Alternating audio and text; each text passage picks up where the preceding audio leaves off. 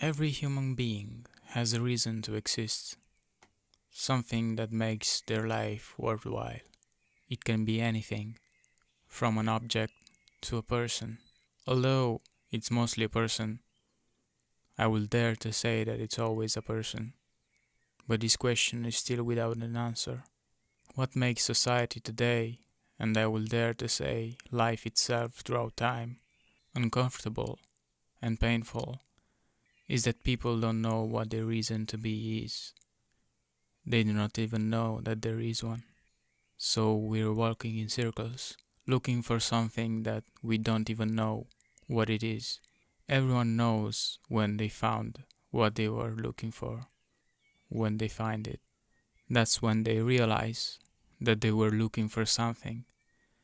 Life is just a departure from the reason to be. We are programmed since birth to seek a reason to be that will never actually be what it's supposed to. A career, money, fame, all this is nothing but a facade, an illusion that we throw ourselves in and everyone else that comes from us. Life is nothing more than a dream, a nightmare, where nobody knows what they are doing, but they are still convinced that they know. The less connection you have with yourself, the less you know your mind and your body, the farther away you are from the reason to be. The process to reach that reason is almost never possible. As Nietzsche said, philosophers are nothing but people who put their years of development into a few words.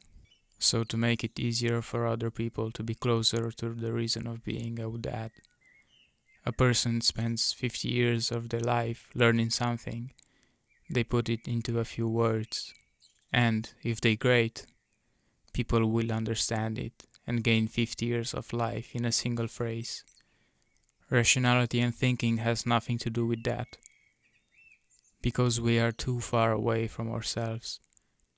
We are not connected enough to ourselves to understand rationally what that means. Only the subconscious can decipher those words of wisdom, that infinite knowledge, that step closer to understanding yourself and to finally look for the reason to be. Trying to understand philosophy with your conscious mind is like playing a symphony. You are alone trying to play 100 instruments at once with a single finger. It's more than impossible, more than hard, more than unreachable. So what can be done to make people follow the right path for themselves? Well, nothing more than avoiding to program them too much. Let them experience life with that side of them that can understand the philosopher's word. Don't try them to think more than is necessary to live. Understanding comes from within, not from the outside.